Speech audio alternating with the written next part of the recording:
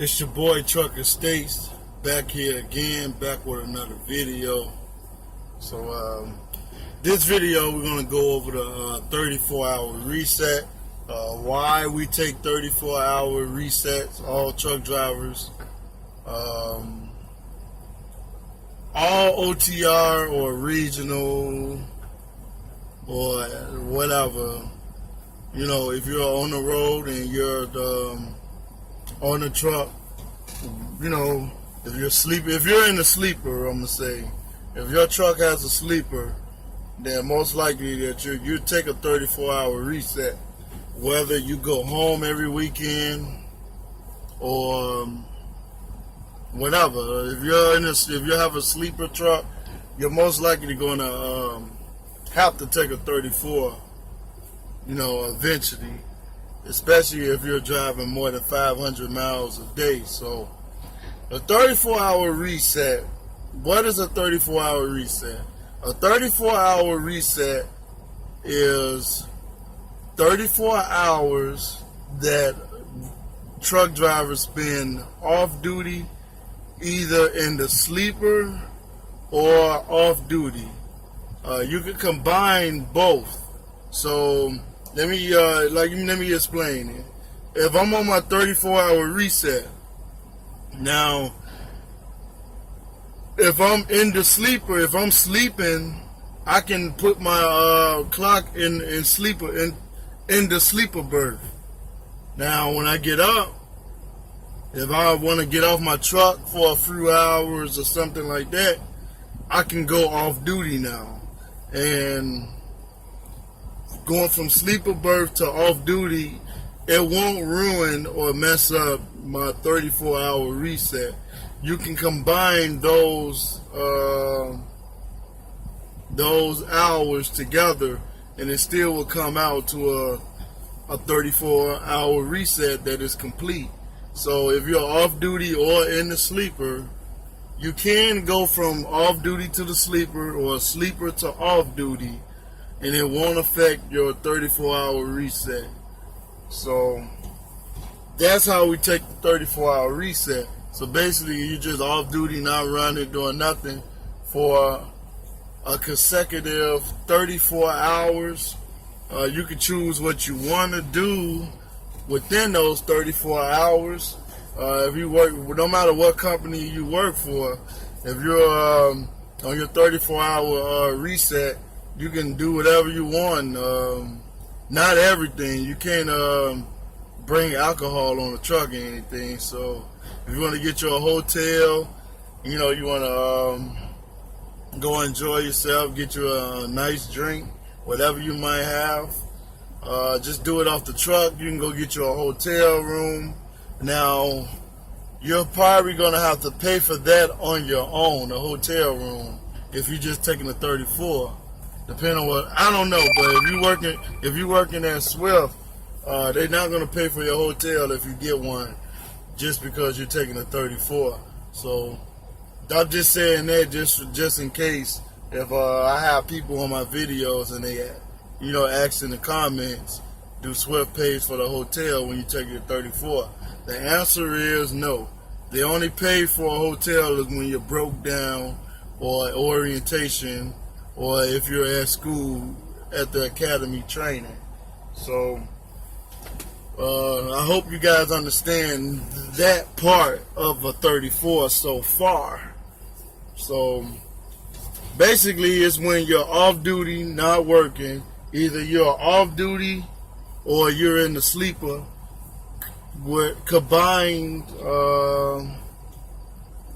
and consecutive for a 34-hour, for 34 hours.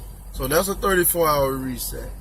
A lot of times when I take my 34s, I pick when I want to take them, and sometimes I just take them when I feel like I'm forced to take one, because I roll off my recaps. I'm gonna make another video on recap hours and all that. So I'm just gonna keep this short and simple. I like to roll off my recaps. Everybody does this, so if you're on e-logs and everything, or even paper logs, rolling off recaps is another way that you can keep running without having to take a 34 so much.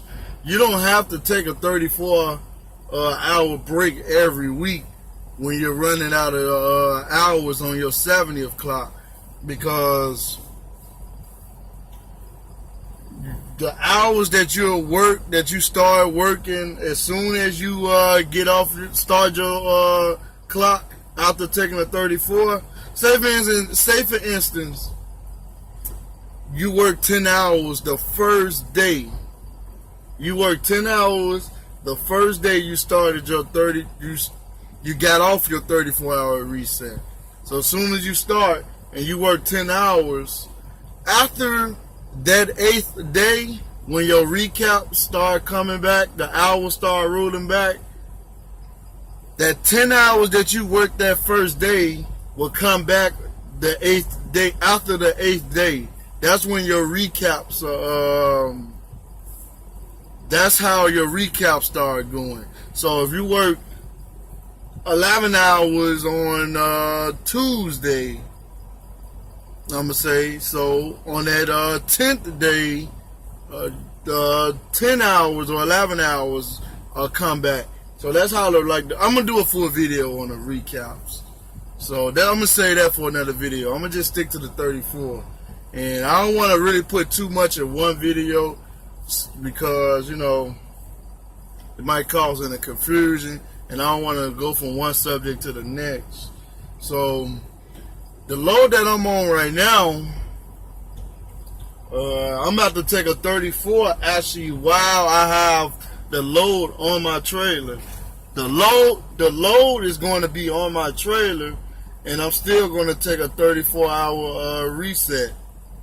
So what I plan on doing is, I'm going to go through the load now. I got a load. I'm out here in Ohio. I'm like 30 minutes from Cleveland. I just passed through Cleveland, actually. I'm picking up this load in Edwardsville, Illinois. I got to drop it off in Shelby, Iowa. Now, I know you guys are saying, how are you going to pick up a load in Edwardsville, Illinois, and you're all the way in Ohio? I know that's a long ride to Deadhead. So I'm assuming with the hours that I got left on my clock, because I'm rolling all off of recaps right now. I'm rolling all off of recaps, and I'm at the point where my hours are really, really low right now. So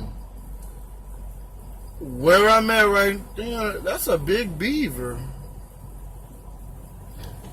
The load that I'm at a shipper right now. I had a load that delivered in Detroit. I dropped that off this morning. This was supposed to deliver tomorrow morning at 1 a.m. So they was going to have me pick this load up on Friday, which is the 25th, at 2200. So they was going to have me pick it up on Friday at 2200 and deliver it in Iowa at 0700 on the 28th. So I have 3 days to actually deliver this load. So the mileage is 440 miles loaded, 576 miles empty. So what I'm going to do is, because 440 miles, I can do that in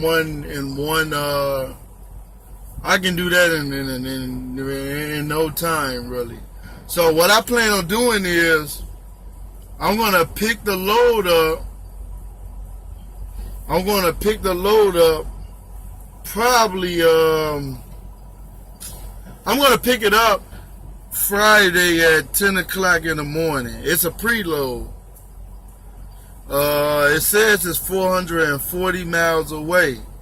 So what I'm going to do is I'm going to get to Edwardsville, Illinois with a fresh clock. And by this being a preload, see, I'm pre-planning with y'all right now. I haven't even planned this out. But I know I'm going to fit a 34 while I'm on this trip. Because today is Wednesday. I'm at the shipper extra early. Now, they might have me sit here until 1 o'clock. But it really don't matter because I'm here early.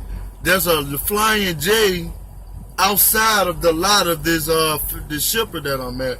So I got multiple options. I can sit here till 1 o'clock, and what I would do is I would just take me a nap or something. So what I'm gonna do is I'm gonna get down to Edwardsville tomorrow. Actually, when I take off tonight, I'm gonna get down to Edwardsville tomorrow. I'm gonna pick that load up on Friday on time. So I get there tomorrow. When I pick it up, I'm gonna run it all the way there and be there Saturday. Well, Saturday morning. So it's a 440 miles. So let's go with the mile. I'm trying to see if I can fit this 34 in now. So I pick it up at 2200 as a preload. I'm gonna say I'm gonna leave out at 2230. 440 miles. That's probably roughly close to what, 7 hours. I'm gonna say 7 hours. Cause what I'm gonna do is I'm gonna run this all the way through. Like, I'll probably run it to where I got like maybe 30 minutes on my 8-hour clock. You know, the 8-hour line. The 8-hour the clock for your 8 hours is how much time you have to drive or time you can spend on duty before you have to take your 30-minute break. So I'm gonna run that clock all the way down till it got like 1 minute left. When they got like 1 minute left, I'm gonna run my clock all the way down. Then I'm gonna take my 30-minute break. Then I'm gonna finish my trip. That is gonna be one stop, and I'm gonna be there. So if it takes like 7 hours, if I leave at 22:30, they got 11:30, 12:30, 1:30, 2:30, 3:30, 4:30, 5:30, 6:30. I'm gonna give it 6:30. I'm gonna give it 8 hours. So if I can make it there at 6:30 when I shut down to Edwardsville and take a 34, I shut down Saturday at 6:30 in the morning. Sunday will be Sunday at 6:30 in the morning. That will be 24 hours.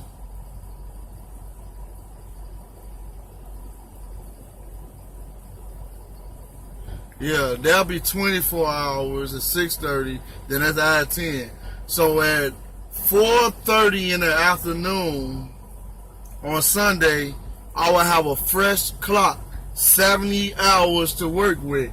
So when I deliver this load Monday morning at 0700, I will have a fresh 70, and I can run all the way from Monday all the way to Wednesday on a short haul type of load.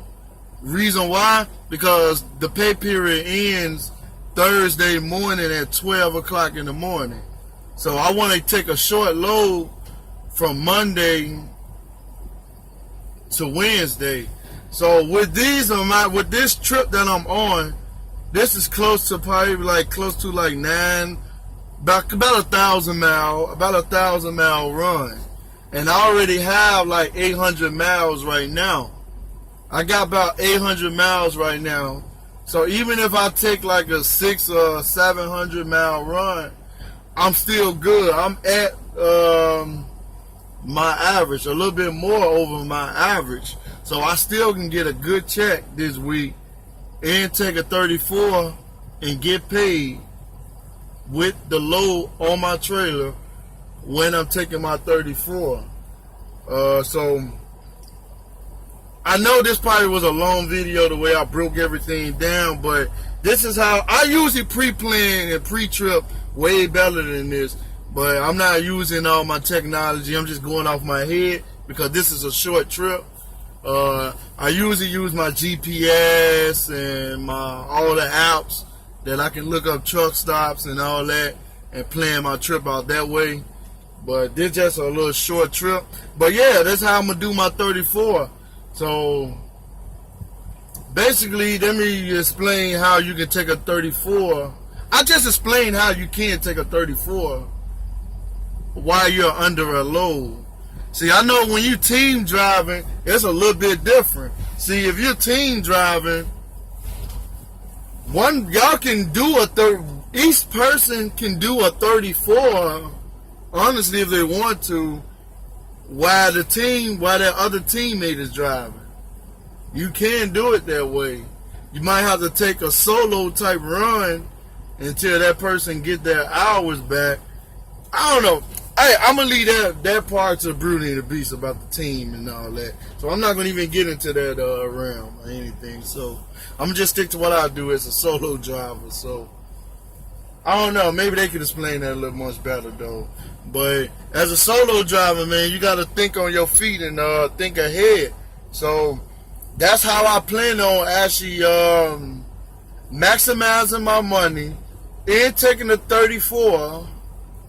And then be able to get back up and run again and run heavy. So, yeah, man. I hope this helped you guys out. So, this is how I fit in my 34s. And when y'all see me doing those videos, when I be in like different cities and stuff like that, the Life of a Trucker videos, those are the times that I'm on my 34. When I'm out running hard, I'm not off the truck exploring the cities and all that stuff like that because I'll be too tired. And when I got a decent trip, I like to run at least 500. I like running close to 600 miles a day. Like my most I usually do by myself on a good average, depending on what time that I start running. If I start running, say for instance, if I start like at 1 in the morning, or 11 o'clock at night, or something like that, I usually like burning my clock out. I like burning my clock out to where I got like 30 minutes or maybe at 1 hour left on my clock. The reason why I do it that way, because if I start at like 11 or something at night, I'm going to shut down in the morning. Now, you know, most drivers are driving in the morning, so the truck stops are usually empty in the morning. And that's when I usually burn my clock all the way out. But I usually average around like 570, 580. Depends on where I'm at. If I'm running West Coast and stuff like that, if I'm running West Coast, I get better mileage. It's number open space and stuff like that. Depending on how heavy I am and where I'm at out west too, because the mileage can be ridiculous. But I hope this video helped you guys out. It's been your boy Trucker Stakes. It's been real. It's been great.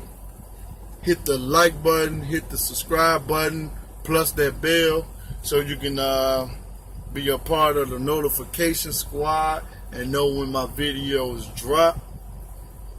And I am out. Peace.